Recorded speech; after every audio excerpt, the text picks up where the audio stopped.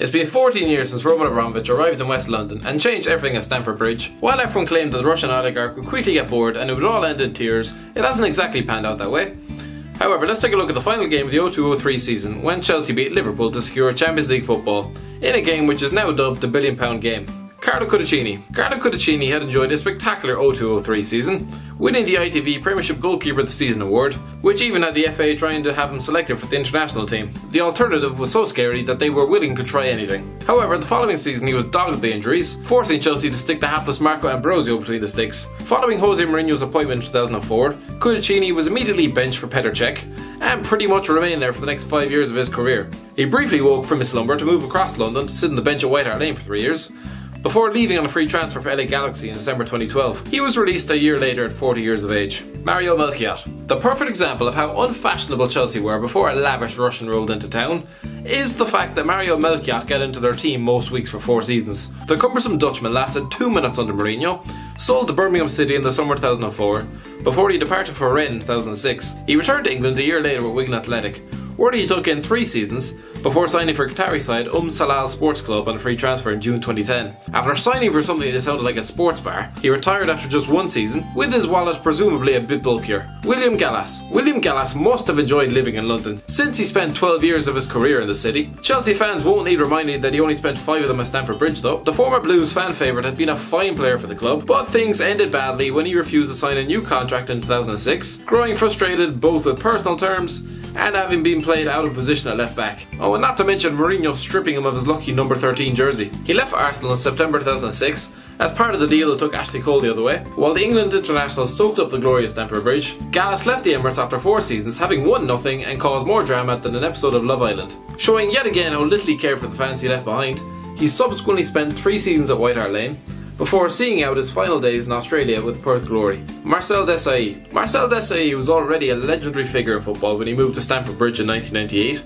The former AC Milan defender was 35 years old when Abramovich wheeled into town, and so naturally only played 15 league games in Ranieri's final season. He went on to captain Al Jafara to the Qatari League title in 2005, before joining Qatar SC and hanging up the boots in 2006. He's since done charity and media work and put his name forward to coach the Malaysian national side.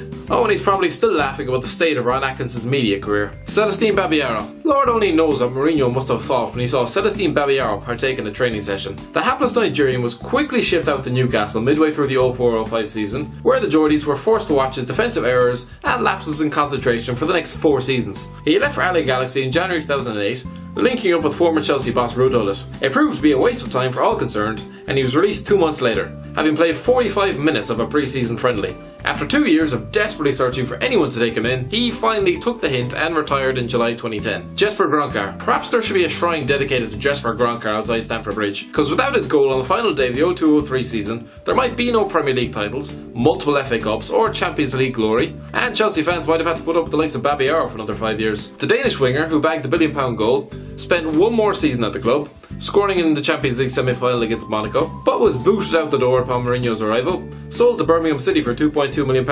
He failed to settle, moved to Atletico Madrid in the winter transfer window, and it proved to be the same story there. Once again he tried his luck with another move in the upcoming window, but quickly fell out with Giovanni Trapattoni at Stuttgart and left for Copenhagen at the first opportunity. However, in February 2016 it was announced that the former Chelsea man come out of retirement at the age of 39 to sign with amateur side FC Grace Rodern.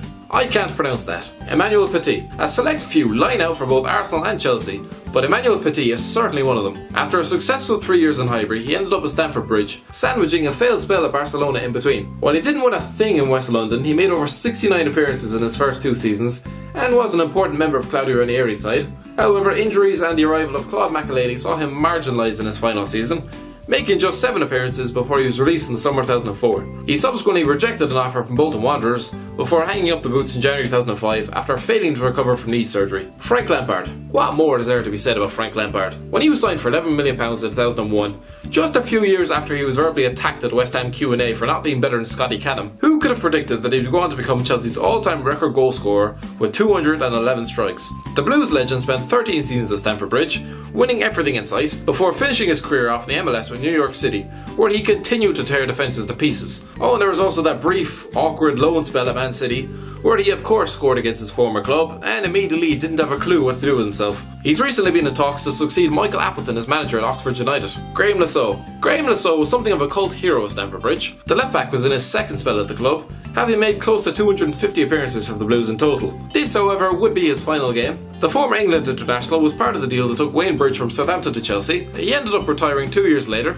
a week after the club were relegated. He's since spent time in the media, working both on television and the radio. And I'm guessing he still isn't a big fan of Robbie Fowler. Jimmy Floyd Hasselbaink. A perennial journeyman, there was one thing Jimmy Floyd Hasselbaink could usually guarantee, and that was goals. He spent 4 years at Chelsea and found the back of the net 88 times in 177 games. You might feel hard done by to have been part of Mourinho's 2004 cull. His final season did see him produce 18 strikes. He enjoyed a fruitful spell with Middlesbrough, scoring 34 goals in 89 games, albeit one with an outstretched arm, as the club reached the UEFA Cup final. They won't like reminding how that one went for them though. A move to Charlton in 2006 was pretty disastrous. He scored 2 league goals in 25 games as the club were relegated. They've not managed to claw their way back since. He retired in 2008 at the age of 36 after leaving Cardiff City over a financial dispute. Since then he's embarked on a managerial career, first with Royal Antwerp, then with Burton Albion, who he did steer to the League 2 title. When appointed QPR boss in December 2015, he was leaving Burton top of League 1. While he was swept up in the corruption sting allegations of 2016's autumn,